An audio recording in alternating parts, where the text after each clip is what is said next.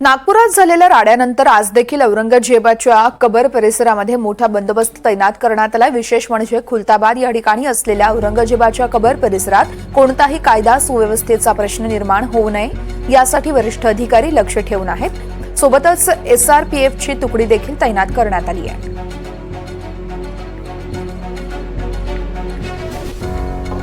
नागपूरमध्ये हिंसाचाराच्या घटनेनंतर आता महाराष्ट्रभरात पोलीस अलर्ट मोडवर आलेले आहेत आणि खास करून ज्या औरंगजेबाची कबर काढण्यावरून नागपूरमध्ये हा वाद झाला, त्या औरंगजेबाची जिथे कबर आहे म्हणजे छत्रपती संभाजीनगरच्या खुलताबाद मध्ये देखील कबर परिसरात जे आहे तर मोठा बंदोबस्त आपल्याला पाहायला मिळतोय। एसआरपीएफ ची एक तुकडी या ठिकाणी तैनात करण्यात आलेली आहे। बंदूकधारी हे सगळे पोलीस कर्मचारी आहेत ते मोठ्या प्रमाणात या ठिकाणी उपस्थित असल्याचं आपल्याला पाहायला मिळतंय।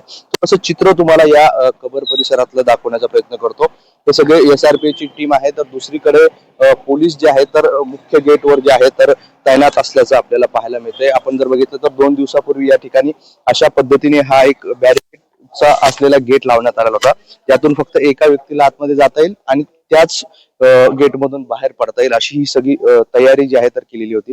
आपण बघितलं तर सकाळपासूनच पोलिसांचा मोठा बंदोबस्त या ठिकाणी आहे। वरिष्ठ अधिकारी देखील पोहोचलेले आहे, एसआरपीएफ ची टीम देखील या ठिकाणी पोहोचलेली आहे आणि कारण हेच आहे की बाबा नागपूरमध्ये जी घटना घडली त्या घटनेच्या पार्श्वभूमीवर कुठेही छत्रपती संभाजीनगरमध्ये जी खुलताबादला औरंगजेबाची कबर आहे त्या ठिकाणी कोणताही कायदा सुव्यवस्थेचा प्रश्न निर्माण होऊ नये यासाठी ही सगळी तयारी पोलिसांकडून केली जाते।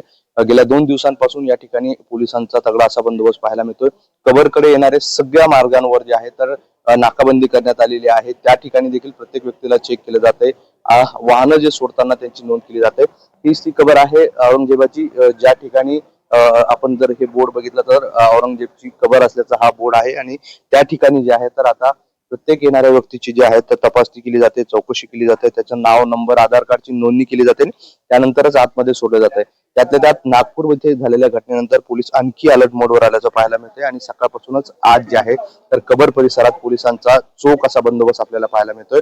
आज दिवसभरात अनेक वरिष्ठ अधिकारी देखील या ठिकाणी भेट देण्याची शक्यता आहे आणि वरिष्ठ अधिकाऱ्यांकडून जे आहे तर या इथे कबर परिसरातील सगळ्या परिस्थितीचा जो आहे तर आढावा देखील घेतला जात असल्याची माहिती मिळते। त्यामुळे आज देखील गेल्या 2 दिवसांपासून जसा पोलिसांचा बंदोबस्त होता तसाच पोलीस बंदोबस्त आज देखील पाहायला मिळतोय। व्हिडिओ जर्नलिस्ट कपिल जाधव सह मोहसिन शेख, एनडीटीव्ही, खुलताबाद, छत्रपती संभाजीनगर।